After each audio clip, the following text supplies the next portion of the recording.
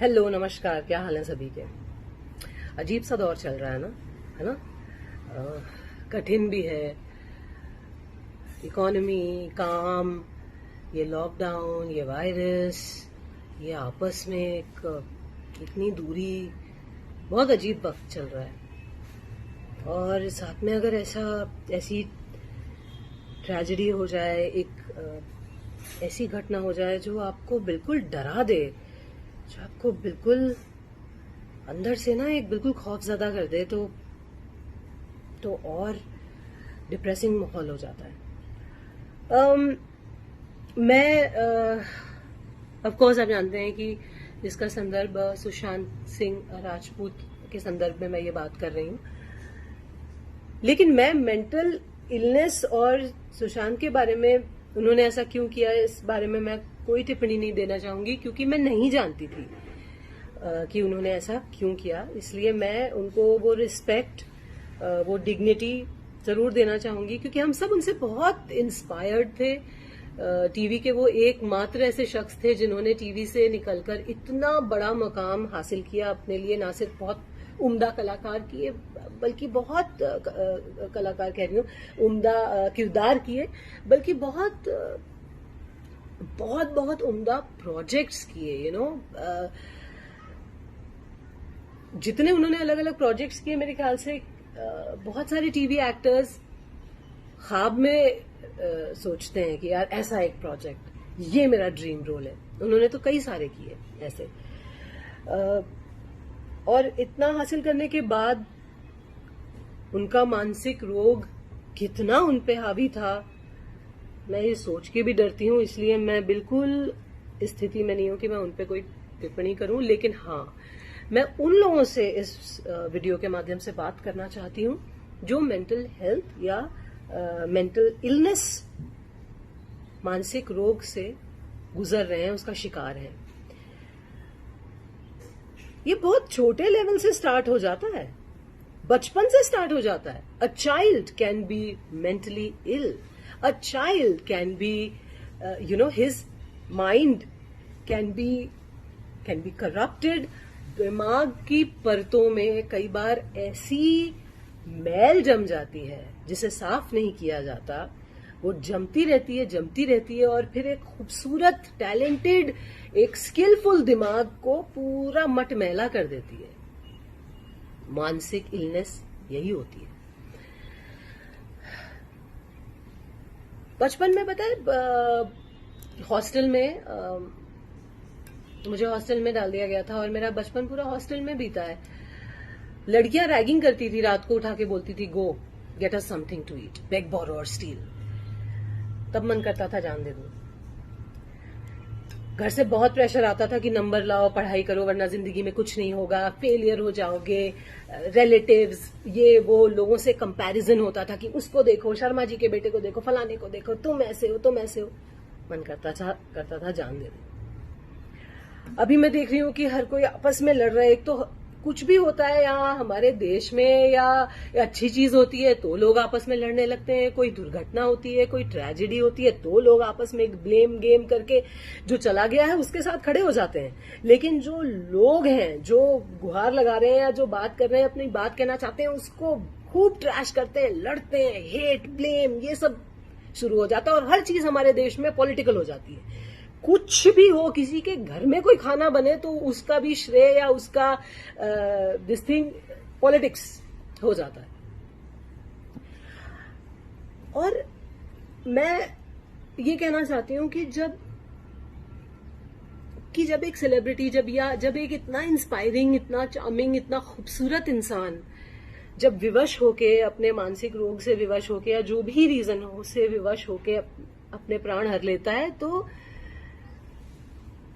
तो एक अजीब सी लहर, एक संदेश जो जाता है वो बहुत घातक होता है उन लोगों के लिए जो शायद एज पे हैं, जो इतने परेशान हैं, जो बिल्कुल सुसाइड के एज पे हैं। उनके लिए ट्रिगर बन जाता है ये, क्योंकि लोगों को लगता है कि अच्छा, इतने महान इंसान ने ये किया तो हम भी कर सकते हैं। ये इस बात से मैं बहुत भयभीत हूं, क्योंकि मैं जानती हूं कि कितनी बार जीवन में मुझे ये ख्याल आया है कि नहीं यार, नहीं बस। आप बड़ी बड़ी फिल्मों की बातें कर रहे हैं कि वहां पॉलिटिक्स होती है, और आपको पता है छोटे छोटे सीरियल्स में कितनी पॉलिटिक्स होती है। जब मैंने अपने करियर की शुरुआत की थी, मैं बम्बई आई थी, मेरा सिलेक्शन हुआ था, ऑडिशंस दे के सिलेक्ट हुई थी, और मैं बिल्कुल, देखिए मैं किसी का नाम नहीं लूंगी, क्योंकि मैं सिर्फ आपको बता रही हूँ कि मेंटली कैसा इंसान को फील होता है। मैं किसी को पुट डाउन करने के लिए मैं ये वीडियो नहीं बना रही हूँ। जब मैंने अपने शुरुआती कुछ सीरियल्स में एंट्री की थी, तो ऑब्वियसली मैं लीड नहीं प्ले कर रही थी, मैं अलग अलग कैरेक्टर्स कर रही थी। और आपको पता है, एक सीरियल की हीरोइन अपने आप को रानी समझती है, और वहां एक ग्रुपिज्म होता है और एक हायरार्की, मेरे मुंह पे बोला गया है कि देयर इज अ हायरार्की।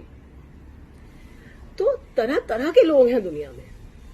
आप दुनिया को कितना बदलने जाएंगे और कितना लड़ेंगे और ब्लेम गेम डालेंगे। जो भी हो रहा है, जो भी हम देख रहे हैं, जितनी ट्रेजेडी, जितना भी दुख है, उससे हम सिर्फ ये सीख ले सकते हैं कि हम सबसे पहली बात एक अच्छे इंसान बने, स्ट्रांग बने, हम कोई पॉलिटिक्स ना करें। प्लस हम ये याद रखें कि कोई रात के 3 बजे आपका फोन नहीं उठाएगा दोस्त। सच्चाई तो ये बहुत खुशकिस्मत हो गए कि कोई बिल्कुल जग के उठा ले और बात कर ले आपसे। मैंने एक फिल्म की थी ऑपोजिट जॉन अब्राहम, यूटीवी की फिल्म थी, यूटीवी के ही पार्टनर देवेन खोटे जी ने उसको डायरेक्ट किया था, और वो फिल्म रिलीज नहीं हुई। ऐसे और 2-3 प्रोजेक्ट्स हैं फिल्मों में जो किए मैंने, और वो रिलीज नहीं हुए। तब भी ये लगता था कि यार ये क्या हो गया। ऐसी स्थिति में जब आप इर्द गिर्द देखते हैं कि अरे इसने इतना काम कर लिया, उसने ये कर लिया, तो आपको अपने में ही दोष दिखाई देता है, और फिर ये लगता है कि यार this is not working, that is not working. लेकिन मैं ये कहना चाह रही हूं कि ये एक जीवन जो है ना, बस ये एक जीवन, यही सबसे बहुमूल्य है। लोगों की पॉलिटिक्स, काम मिलना ना मिलना, आपका आज सक्सेसफुल होना, कल लोगों का ये पूछना कि भाई हम नहीं जानते आपको, वो आपकी पहचान नहीं है। आप अगर पढ़ाई में कमजोर हैं, आप उससे बुरे इंसान नहीं हो जाते। आपकी पहचान आपके नंबरों से, या आपके नंबर ऑफ मतलब एग्जाम में कितने नंबर मिल रहे हैं, या आपके सोशल मीडिया पे कितने नंबर हैं, फॉलोअर्स हैं, या आपकी फिल्मों ने कितने नंबर कमाए, या आपके टेलीविजन की टीआरपी में कितने नंबर आए, उससे आपकी वर्थ नहीं है। आपकी वर्थ उस जीवन से है जो आप क्रिएट करते हैं अपने मन की खुशी से, अपनी मुस्कुराहटों से, अपनी संतुष्टि से। So all I'm trying to tell everyone here is that please love yourself, क्योंकि कोई मसीहा किसी को बचाने नहीं आता। आपको सब अपना हीरो खुद बनना पड़ता है। B the hero of your life, of your story. जो चला गया हम उसके साथ खड़े हो जाते हैं, उसके लिए खड़े हो जाते हैं, लेकिन जब कोई जीवित रह के गुहार लगाता है, बात करता है, उसकी हम नहीं सुनते। हम कहते हैं अरे कोई बच्चा अगर रो रहा है, परेशान हो रहा है, एंगर इश्यूज हैं बच्चे को, तो हम कहते हैं जिद्दी है, इसके चांटे लगाओ। पिट पिट के ही बड़े हुए हैं ना हम सब, है ना। हम ये मिडिल क्लास गांव के बच्चे, हम तो खूब पिटे हैं, टीचर्स से भी, पेरेंट्स से भी। तो जिंदगी फेयर नहीं है और दुनिया बहुत जालिम है हर जगह। मैं ये नहीं कह रही हूं चेंज होनी नहीं चाहिए, ऑफकोर्स चेंज होनी चाहिए, ऑफकोर्स काइंडनेस होनी चाहिए, प्यार होना चाहिए, इक्वालिटी होनी चाहिए, ऑफकोर्स डिवीजन नहीं होना चाहिए, मेरिट पे मिलनी चाहिए चीजें। ये इसलिए नहीं क्योंकि आप किसी के बेटे हो या किसी के कुछ हो, लेकिन हर जगह ये है। मंदिर में भी आपको कनेक्शन लगाना पड़ता है तब वीआईपी दर्शन होते हैं, वरना 12-12, 24-24 घंटे लाइन में लगे रहना पड़ता है ना।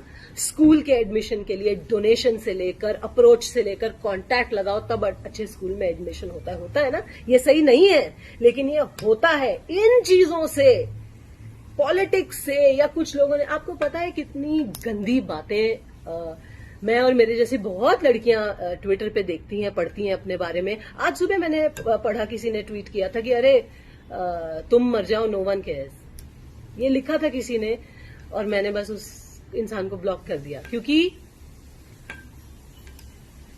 आपके हाथ में है, आपके ही हाथ में, कोई नहीं आएगा बचाने। कोई जो लोग कहते हैं ना कि अरे आई विल बी देयर, सब बिजी हो जाते हैं अपनी जिंदगी में, किसी को ये ख्याल नहीं आता कि अरे मैंने नहीं उठाया फोन या मैंने बात नहीं की तो ये इंसान शायद कुछ गलत ना कर ले। No one thinks like that. Be the hero of your life, be strong, love your self. अपने से ऊपर किसी को समझना नहीं, अपने ऊपर हावी मत करना किसी को, लेकिन छोटे बड़ों के आगे प्रेम और स्नेह समेत झुकना जरूर, है ना, लेकिन घुटने मत टेकना, never give up, never, because ये दुनिया वर्थ इट नहीं है कि आप अपनी जान दे दें। तो प्लीज कोई भी लोग अगर स्ट्रगल कर रहे हैं, जूझ रहे हैं, मैं इतना ही बोलूंगी कि मैंने ये सारी फीलिंग्स महसूस की है और मैं उसमें से उबर के आई हूं। कई बार अभी भी स्ट्रगल करती हूँ, जब तकलीफ होती है, दुख होता है, लेकिन उबर के आने की कोशिश करती हूँ। उबर के आइए, क्योंकि कोई और बचाने नहीं आएगा। Fight, fight, never give up. और एक चीज और मैं ये कहूंगी कि सुसाइड ना, लोग कहते हैं कि ये मत कहिए कि सुसाइड कमिट किया, क्योंकि कमिट करना क्राइम होता है। मैं ये पूछना चाहती हूँ कि क्या ये क्राइम नहीं है जो आपने अपने साथ किया? अपने किसी रोग में घिर कर आप उस रोग को मारिए, खुद को नहीं, उस रोग को मारने की कोशिश कीजिए। हेल्प लीजिए, प्रोफेशनल हेल्प लीजिए, मगर इतने सुंदर व्यक्तित्व को खत्म कर देना तो एक क्राइम ही हुआ ना। प्लस जो रोते हुए बूढ़े माँ बाप रह गए पीछे, उनको इतना रुलाना क्राइम ही तो हुआ। या जो भाई बहन, जब कभी उनका जीवन नॉर्मल नहीं होगा, वो रोज एक डर से उठेंगे कि यार हमें कोई कमी, वो अपने से पूछेंगे कि हम में कमी थी, जो हमारा प्रियजन, वो क्राइम नहीं है क्या? जो एक संदेश आप अपनी हत्या करके दूसरों के दिलों में छोड़ जाते हो, जहां लोग बस अटकलें लगाते रह जाते हैं, क्या ये सही है? सही नहीं है ना। मत करना ऐसे, मत करना। You are not alone, everyone is fighting mental illness. किसी के दिमाग की परतों में मैल ज्यादा होता है, किसी में कम। बस यही वेरिएंट है कि भाई इंटेंसिटी का फर्क है। Fight, just fight. और बस मैं ये कहना चाहूंगी कि जो लोग इस चीज के साथ अपना उल्लू सीधा कर रहे हैं, वो हैव अ हार्ट, मत करो।